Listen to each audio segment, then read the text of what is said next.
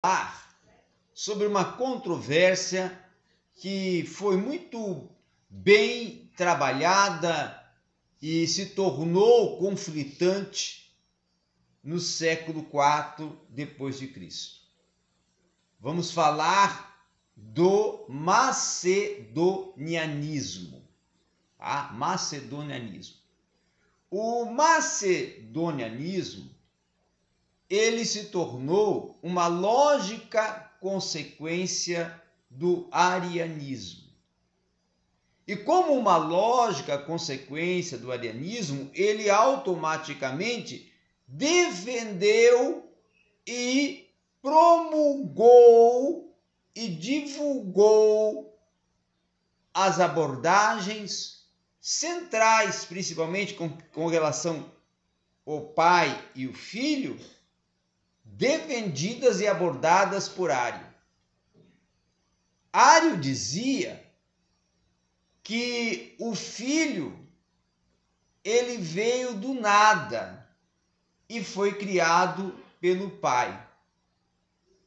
Tá? Era essa a defesa herege de Ário, contrária e controvérsia de Ário, que o filho foi criado do nada e veio do pai.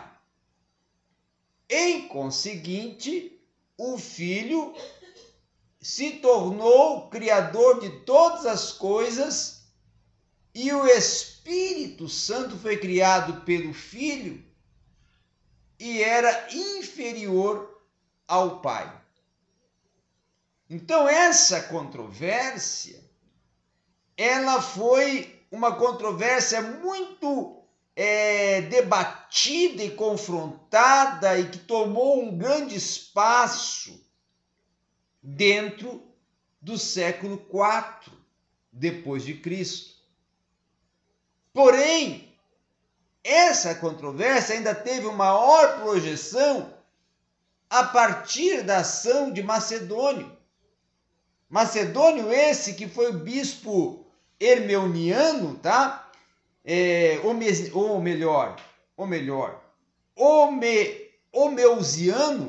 Homeusiano de Constantinopla. Então, como bispo de Constantinopla, ele foi o responsável por divulgar esta articulação herege de Ário e vir a causar todas essas controvérsias. Tá? O maior adversário desta, por sinal, nova heresia foi aquele que na luta, no entrave, na batalha ariana, tinha sido o mais extremo defensor da ortodoxia, que foi, no caso, o Atanásio. Tá?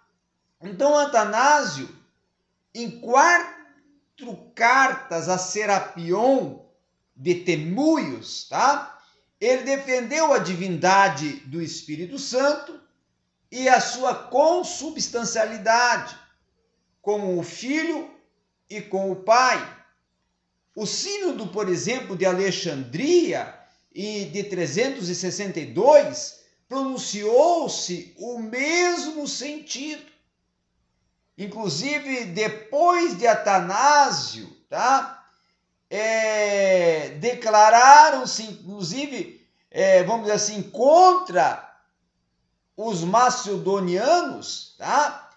E os grandes bispos da Capadócia, como o caso do Basílio Magno, de Gregório de Nissa, de Gregório Nacianzeno, tá? E Papa Ambrósio de Milão, tá? E também outros que nós temos aqui dentro do contexto histórico do cristianismo, eles tornaram-se principalmente contrários e refutaram as teses do macedonianismo no primeiro concílio de Constantinopla, no ano 381. E este concílio de início foi apenas tornado ou considerado um sínodo geral do Oriente. Mais tarde, inclusive, ele foi reconhecido como um concílio ecumênico, embora ele até não estivesse presente neste concílio, nem um bispo ocidental, tá? Nem o próprio Papa da época, que era o Papa Dámaso, ele enviasse seus representantes. Então estiveram presentes 150 bispos ortodoxos e 36 pneumatômacos, tá? Que presidiram no princípio este concílio.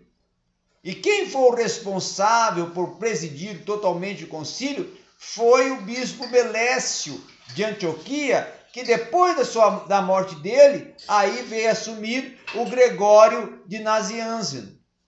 E finalmente, então, Netário de Constantinopla.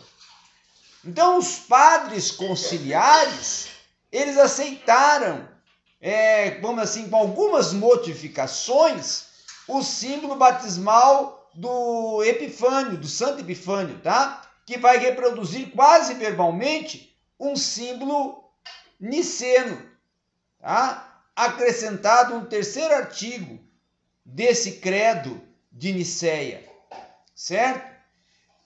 Desse modo, então, nós podemos até dizer que o símbolo niceno-constantinopolitano, tá?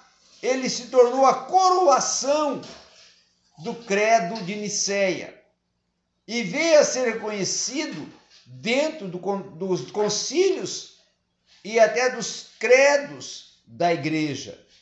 Logo que o concílio alcançou e se tornou assim um sínodo universal, tá? E uma outra questão também é que o concílio de Nicéia, tendo se tornado um sínodo universal, ele foi um sínodo conciliador, tá? Então essa questão principalmente não ainda estavam perfeitamente resolvidas. Esses debates sobre a controvérsia do arianismo e do próprio macedonianismo não ainda estavam bem resolvidas. E os heréticos tinham ensinado que só o Pai é Deus no sentido próprio da palavra e que o Filho é criatura do Pai e o Espírito Santo criatura do Filho. Então, por isso é que os membros do Concílio de Nicéia acentuaram essa consubstancialidade do Filho e essa consubstancialidade do Espírito, defendendo assim a Trindade e defendendo que o Pai era Deus, que o Filho era Deus e que o Espírito era Deus, e todos os três têm a mesma essência e a mesma consubstancialidade, porque todos os três são um e há uma triunidade e trindade.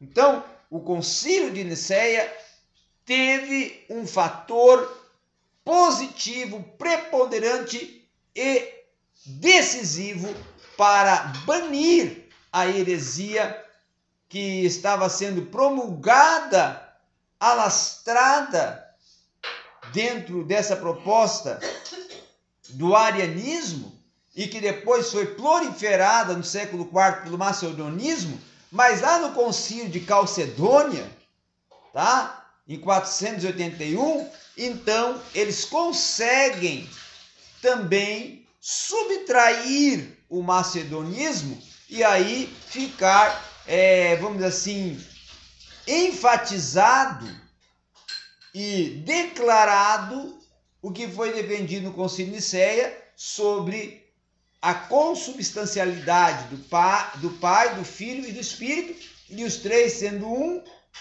e havendo uma trindade e uma triunidade, e claro, divindade do Pai, divindade do Filho e divindade do Espírito, defendidas, declaradas e acatadas